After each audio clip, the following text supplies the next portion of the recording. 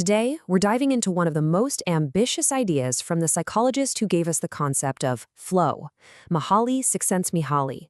He didn't just write a book. He basically created a blueprint, not just for our own happiness, but for how each of us can actually play a role in shaping the future of humanity itself. So yeah, pretty big stuff. Let's get into it. All right, let me start by asking you a question. Have you ever been so completely lost in what you were doing? Maybe you were playing music or writing code or even just having an amazing conversation, and everything else just sort of melts away. Your worries, your to-do list, even your sense of time, it's just gone. Well, that feeling, it actually has a name. That's flow.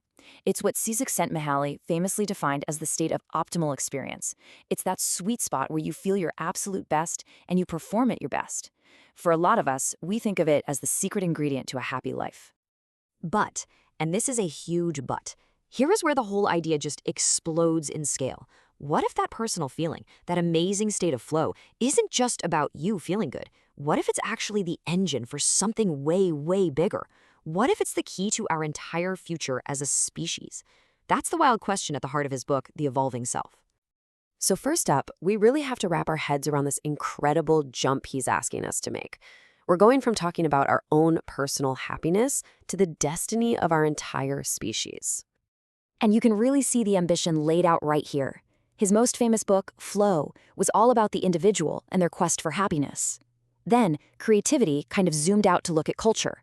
But the evolving self? Whoa, that takes the ultimate leap. It's about how we, humanity, can actually take the steering wheel and consciously direct our own evolution.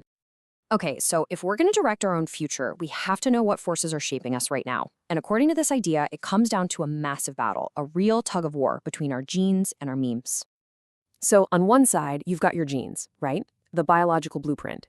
It evolves incredibly slowly, over thousands and thousands of years through natural selection. But on the other side, you've got memes. And no, not the cat pictures on the internet. In this context, a meme is a unit of culture, an idea, a fashion, a piece of technology. And these things evolve and spread at lightning speed through learning and imitation. And this, right here, is the book's central, game-changing claim that mimetic evolution, the evolution of our ideas and culture, is now moving so fast that it has actually overtaken genetic evolution as the main thing driving human change. Basically, our ideas, not our DNA, are now in the driver's seat. But, grabbing the steering wheel of evolution isn't exactly a walk in the park. First, we have to win an internal battle. We have to overcome this powerful force that's always trying to pull our minds into a state of chaos.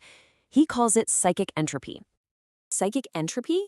It's that feeling of mental static, the anxiety, the boredom, the fear that just scatters our attention and makes it impossible to focus. Csikszentmihalyi says this isn't just some personal failing. It's our mind's version of a fundamental law of the universe, the tendency for everything to drift towards disorder and chaos. So if our minds are constantly being pulled towards chaos, what's the antidote? How do we fight back? Well, it's flow.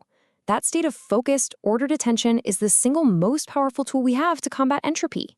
When you're in flow, you are literally creating order in your own consciousness. But to really use that antidote well, he says we have to first pull back 3 veils of illusion that keep us stuck. We have to realize, first, that we are way more than just our biological programming, the selfish gene. Second, that our ego isn't the center of the universe. And third, that we have the power and the responsibility to question the cultural rules and beliefs we inherit. Okay, so once we start seeing past these illusions, what's next? Well, now we can start building the solution. We can start becoming what he calls the evolving self. And the path for this new self leads to a goal called complexity. The evolving self is basically the hero of this whole story. This is the person who decides they're not going to be a puppet to their DNA or to whatever trend is popular this week. Instead, they take conscious, deliberate control of their attention to build a life of purpose and, crucially, to create and spread ideas, memes, that are good for everyone. Now, the goal here isn't just to survive. It's to build complexity. And it's really important to get this right. Complexity is not the same as complication. It's not about making life harder. It's this beautiful paradox. It's the process of becoming more uniquely yourself, while at the same time becoming more deeply connected to everything and everyone around you. This process really has 2 sides to it. The first part is differentiation. That's all about developing your unique talents, honing your skills, becoming your own person. But that's only half the battle. The second part is integration. That's where you take all that unique stuff that makes you, you, and you weave it back into the fabric of your community, of humanity, even of the cosmos. So you become more individual and more connected all at once.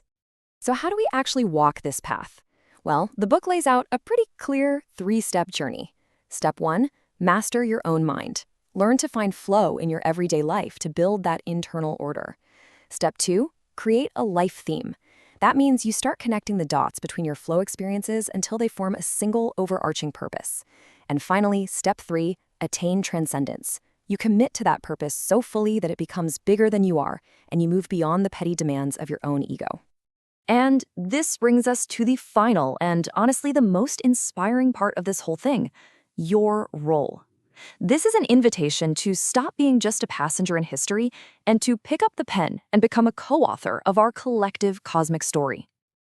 I mean, Csikszentmihalyi doesn't pull any punches. His call to action is one of the most audacious things you'll ever read. He says it plain as day. We should become the conscious and willing directors of evolution itself. So, if there's one thing to take away from all this, it's this. Your personal journey, your effort to find flow, to build your skills, to find your purpose, that is not a selfish act. It is a profound contribution to the positive evolution of our entire species. Just think about that. Every time you create order in your own mind, you're pushing back against the chaos of the universe, just a tiny little bit. Which leaves all of us with one last massive question. A question not for some philosopher in an ivory tower, but for you, for right now. As you master your own experience, as you build a life of complexity, what good ideas, what beneficial values, what good memes will you choose to create and share with the world?